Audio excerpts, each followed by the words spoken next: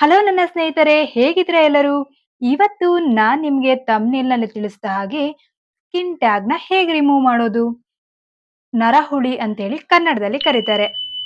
ಇದನ್ನ ನಾನು ಯಾವ್ಯಾವ ಇಂಗ್ರೀಡಿಯೆಂಟ್ಸ್‌ನ ಬಳಸಿದೀನಿ, ಅದರಿಂದ ಏನೇನ್ ಉಪಯೋಗ ಅನ್ನೋದು ಸಹಿತ ಹೇಳ್ತೀನಿ. ನರಹುಳಿ ಬರೋದಕ್ಕೆ ಕಾರಣ ಏನು? ಯಾವ್ದ್ರಿಂದ ನರಹುಳಿ ಬರುತ್ತೆ? ನೀವು ಕಾರಣ ಮತ್ತೆ ಪರಿಣಾಮಗಳನ್ನ ತಿಳ್ಕೊಳ್ಳಾರ್ದಂಗೆ, ಅದಕ್ಕೆ ಪರಿಹಾರಗಳನ್ನ ತಿಳ್ಕೊಳ್ಳಾರ್ದಂಗೆ ವಿಡಿಯೋನ ನೋಡಕ್ ಹೋಗ್ಬೇಡಿ. ಯಾಕಂತೇಳಿದ್ರೆ ಪೂರ್ತಿಯಾಗಿ ನೀವು ವಿಡಿಯೋ ನೋಡೋದ್ರಿಂದ ಅದಕ್ಕೆ ಕಾರಣ ಏನು? ಮೊದ್ಲೇ ನೀವು ಯಾವ್ಯಾವ ರೀತಿಯಾದಂಥ ಪ್ರಿಕಾಷನ್ಸ್‌ನ ತಗೊಳ್ಬೋದು ಅನ್ನೋದು ಸಹಿತ ತಿಳ್ಕೋಬೇಕಾಗುತ್ತೆ. ನಿಮ್ಗೂ ಈ ವಿಡಿಯೋ ಇಷ್ಟ ಆಗಿದ್ರೆ ಒಂದ್ ಲೈಕ್ ಮಾಡಿ. ಅದೇ ರೀತಿ ಸಬ್ಸ್ಕ್ರೈಬ್ ಮಾಡೋದನ್ನ ಮರಿಬೇಡಿ. ನೀವಿನ್ನು ನನ್ನ ಚಾನಲ್‌ನ ಸಬ್ಸ್ಕ್ರೈಬ್ ಮಾಡಿಲ್ಲ ಅಂತ ಹೇಳಿದ್ರೆ ಆದಷ್ಟು ಬೇಗ ಸಬ್ಸ್ಕ್ರೈಬ್ ಮಾಡಿ. ನಾನಿಲ್ಲಿ ಮೇನ್ 3 ಇಂಗ್ರೀಡಿಯೆಂಟ್ಸ್ ಆಗಿರುವಂತಹ ಬೇಕಿಂಗ್ ಸೋಡಾ, ಸುಣ್ಣ, ತಂಗಡಿ ಗಿಡದ ಪೌಡರ್. ಬೇಕಿಂಗ್ ಸೋಡಾ ಮತ್ತೆ ಸುಣ್ಣನ ಸಮ ಪ್ರಮಾಣದಲ್ಲಿ ತಗೊಳ್ಳಿ. ಜಾಸ್ತಿಯಾಗಿ ಹಾಕೊಳ್ಳೋದಕ್ಕೆ ಹೋಗ್ಬೇಡಿ.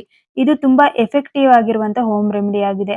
ತಂಗಡಿ ಗಿಡದ ಸೊಪ್ಪು ನಮ್ಮ ಮುಖದಲ್ಲಿರುವಂತಹ ಸ್ಕಿನ್ ಟ್ಯಾಗ್‌ನ ಕಲೆಗಳನ್ನು ತೆಗೆಯೋದಕ್ಕೆ ಸಹಾಯ ಮಾಡುತ್ತೆ.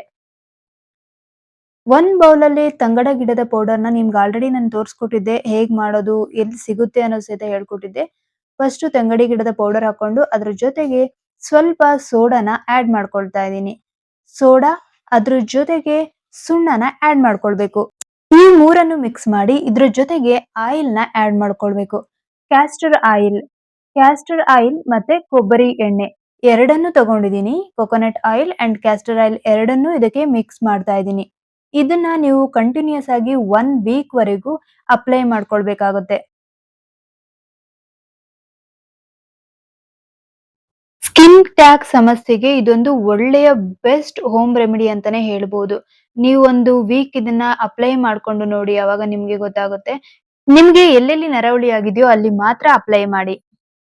ಈ ಸ್ಕಿನ್ ಟ್ಯಾಗ್ ನಿಮ್ಮ ಬಾಡಿಯ ಯಾವುದೇ ಪಾರ್ಟ್ಸ್‌ನ ಸಹಿತ ಉಂಟಾಗ್ಬೋದು. ಇದಕ್ಕೆ ಮೇನ್ ಕಾರಣಗಳೇನೇನು ಅಂತ ತಿಳ್ಕೊಳ್ಳೋದಾತ ಅಂದ್ರೆ ನಿಮ್ಗೆ ಹೆಚ್ಚಿನ ತೂಕ ಇದ್ರೆ, ನೀವು ತುಂಬಾ ವೇಟ್ ಗೇನ್ ಆಗಿದ್ರೆ ಈ ಸ್ಕಿನ್ ಟ್ಯಾಗ್‌ಗಳು ಕಾಣಿಸ್ಕೊಳ್ತವೆ. ಹಾಗೆ ಹಾರ್ಮೋನಲ್ ಚೇಂಜಸ್ ಆದಾಗ ಸಹಿತ ನಿಮ್ಮ ಕುಟುಂಬದಲ್ಲಿ ಬೇರೆಯವರಿಗೂ ಈ ರೀತಿಯಾದಂತ ಸ್ಕಿನ್ ಟ್ಯಾಗ್ ಸಮಸ್ಯೆ ಇದ್ರೆ ಅದ್ರಿಂದನೂ ನಿಮಗೂ ಸ್ಟಾರ್ಟ್ ಆಗುತ್ತೆ. ವಯೋವೃದ್ಧಿ ಅಂದ್ರೆ ನೀವು ವಯಸ್ಸು ಹೆಚ್ಚಾಗ್ತಾ ಹೋದಂಗೆ ಈ ಸ್ಕಿನ್ ಟ್ಯಾಗ್‌ಗಳು ಜಾಸ್ತಿಯಾಗಿ ಕಾಣಿಸ್ಕೊಂತವೆ. ಆಪಲ್ ಸೈಡರ್ ವಿನಿಗರು ಮತ್ತು ಹತ್ತಿನ ತಗೊಂಡು ಅದ್ ನಿಮ್ಗೆ ಎಲ್ಲೆಲ್ಲಿ ಸ್ಕಿನ್ ಟ್ಯಾಗ್ ಆಗಿದೆಯೋ ಅದ್ರ ಮೇಲೆ ಇಟ್ಟು ಪ್ರತಿದಿನ ದಿನಕ್ಕೆ 2-3 ಸಾರಿ ಈ ರೀತಿ ಮಾಡೋದ್ರಿಂದ ಸಹಿತ ಆ ಸ್ಕಿನ್ ಟ್ಯಾಗ್ ಕಪ್ ಆಗಿ ಕುಸ್ದು ಬೀಳುತ್ತೆ. ಬೆಳ್ಳುಳ್ಳಿ ಅಥವಾ ಗಾರ್ಲಿಕ್‌ನ ತಗೊಂಡು ಅದನ್ನ ಪೇಸ್ಟ್ ಮಾಡ್ಬಿಟ್ಟು ಎಲ್ಲೆಲ್ಲಿ ಸ್ಕಿನ್ ಟ್ಯಾಗ್ ಆಗಿದೆಯೋ ಅಲ್ಲಿ ಇಟ್ಕೊಂಡು ಅದನ್ನ ಪ್ಲಾಸ್ಟರ್‌ನಿಂದ ಕ್ಲೋಸ್ ಮಾಡೋದ್ರಿಂದ ಸಹಿತ ರಾತ್ರಿ ಇಡೀ ಇದನ್ನ ಬಿಡ್ಬೇಕಾಗುತ್ತೆ.